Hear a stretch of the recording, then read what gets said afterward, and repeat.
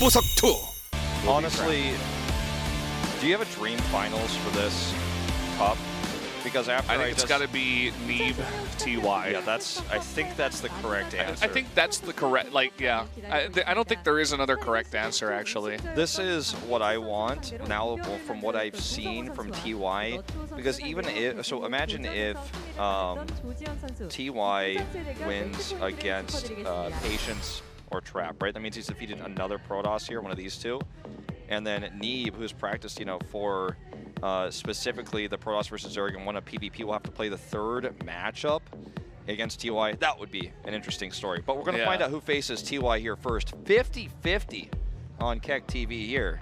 Pretty close in prediction rate. You can see that Patience is much more accomplished in WCS points. Has already secured his spot, doing better than Classic, so he was the last one to get in. We've blocked out the WCS spots for BlizzCon, for the Korean players, for the Korea circuit.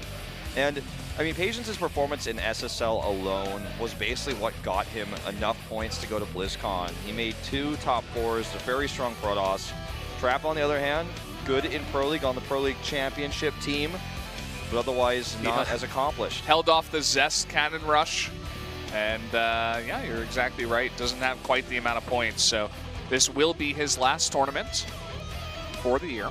And just taking a look at the map pool here, it looks like Frost, Frozen Temple, New Gettysburg, Galactic Process, and King Sejong Station. So Patience going for Frozen Temple, that smaller map, whereas Trap going for 2 larger maps. But then Patience picks Galactic Process over King Sejong Station. So maybe a bit more comfortable on that map compared to KSS. Definitely true. Obviously, map fans in a Protoss versus Protoss can tell you a lot about what these players want to do, but I don't think there's enough of a trend in this one to give us, much information on that. Patience looks a little bit nervous, I have to admit. Your Trap looks a little more calm and collected. I did actually see Patience during the break, and a few foreign fans were talking to him, saying how you're my favorite player. So he had that going for him. Like, I hope you have good matches. He's got that. Perhaps that will give him some momentum going into game number 1 on Frost.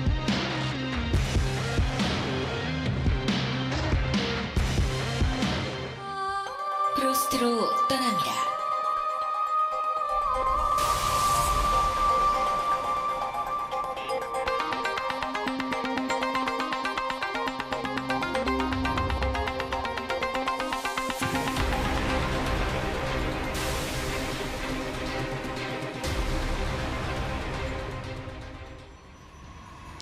Welcome to map number 1 of our final best of 5 of the night, a PvP. Up in the top left, the purple Protoss player, it is Patience. The big favorite in this best of 5. We've seen plenty of upsets in this tournament already, though. His opponent to the top right, it is Trap on the generic Green Wings. We saw 2 series go to a game 5, and then TY smashed his teammate 3-0. We'll see if this final series goes back towards the earlier stages of this round of 8 where we see a 5th game. I'm hoping for it. And, we talked to Neeb about Protoss versus Protoss. I think it was actually your question, talking about the Protoss versus Protoss matchup. And he said right now he feels like the matchup stabilizes, quite a bit early on. It's not as rock, paper, scissors as it has in the past. And I think that's very true.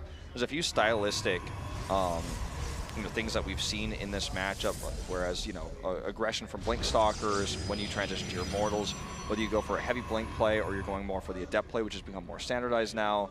How many disruptors do you make in late game? The Phoenix styles that we've seen as well. There's so much you can do in this matchup. There's a lot of mind games, very similar to the ZVZ mirror matchup, but at the same time, I feel like once you get past a certain point, once there's a third base on the table, it becomes a purely skilled matchup. There's no luck, there's no build choices or chances, you just outplay. And I think that most games are going towards that way, especially on these larger maps like Frost, Galactic Process. So, excited to see how this series plays out. I'm really hoping Trap gives us a good showing in this series. As you mentioned, it is his last tournament for 2016. Double Zealot? So he might just cancel these and go for a Nexus. Yeah, that's what it's got to be. I mean, he just wants to make it look like he's making units and then go back and make a Nexus. Because, people like to talk about, do you make Stalkers, do you make Adepts? People don't talk about whether or not you make Zealots because you don't make Zealots. And as you do see, It is a Nexus coming down, so pulling a bit of trickery here, follows up with 2 Stalkers. Trap is not going to know about this. Yeah, really, when you notice the probe that was there next to Trap's probe, if he was looking really closely, he would have noticed the probe suddenly turned around and went back after he was following that probe. That's a little bit suspicious, but he doesn't actually do a follow-up scout. Now, with his own Stalkers he has out on the map, he could poke up here at the front, but obviously that could cause him to lose those if Patience is doing something more aggressive. So it's risky. Instead, he's just going to hold the watchtower and take what he believes to be a fairly risky Nexus. Unfortunately, not only is it late, it's also scouted. Yeah, Patience getting the benefit, really the advantage in every part of this game, you know, outside of having less units. But he's got the earlier CC. He needs to get a pylon down there on the low ground so he can overcharge that and defend. That's really about it. He is going to have 2 Adepts that do pop out here in a bit. It's going to be 4 Stalkers against 2 Stalkers and 2 Adepts. He does have that 1 pylon. This is actually crazy that Trap would attack here without knowing what's going on, but he's going to aggressively scout. I guess this is one way to get information. He knows he was scouted as well. Overcharge will ward this away. Patience with a quick reaction. He was no way was expecting that, to blindly see Stalkers walk up his ramp, but has that high ground vision. Overcharge is about to wear off, and he may try to get a little bit more damage done here while these warp-ins are happening. A second overcharge, though, is prepared. 2 more warp-ins, too. So the Adepts, they sneak by, and it looks like Trap is warping it at home. Very smart. He knows the Adepts are out there.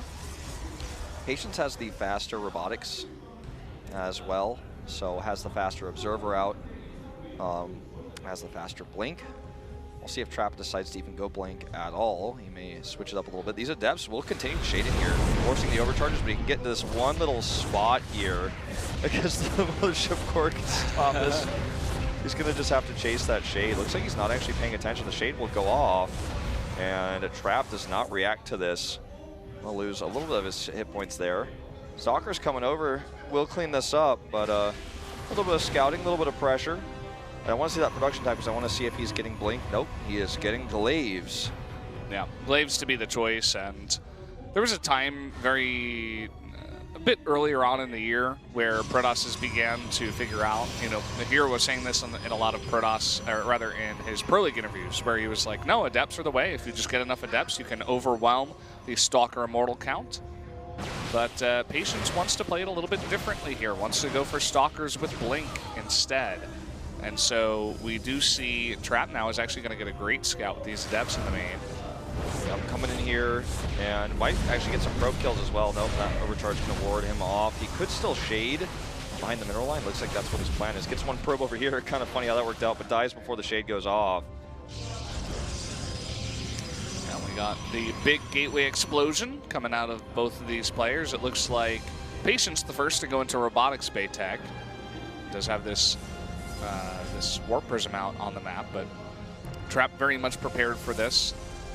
Oh, kind of messing up the gas mining here. That's somewhat significant, but it's not the end of the world, but still just a small mistake. Needs to be highlighted.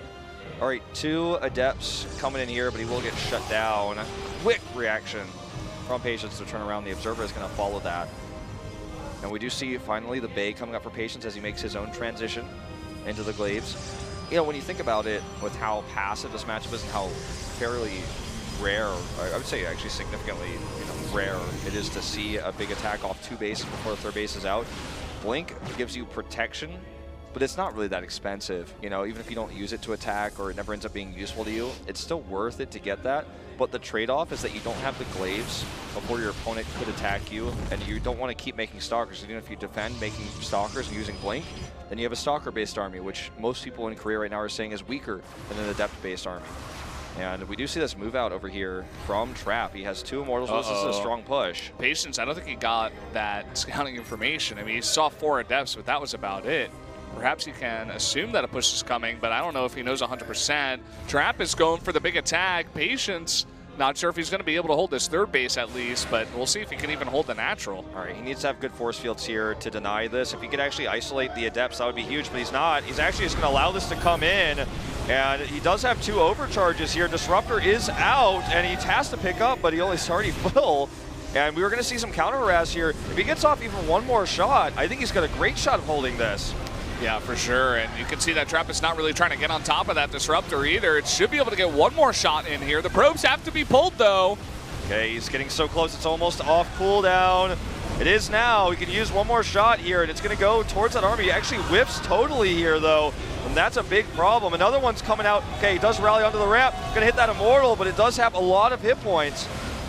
Back at home, you know, the Adept harass is shut down. The Micro with the Immortal, he keeps it alive in the Warp Prism. And still a lot of Adepts left over. Now he's going to get right into that mineral line. And goodbye economy and goodbye GG. patience. GG. Trap, calm and collected, takes game number 1. Nice read, you know. Good read. And you know, I talked about the rarity of those attacks, but if you see, you can only make an attack like this if you realize that your opponent is being greedy like that. And you got punished. Patience did.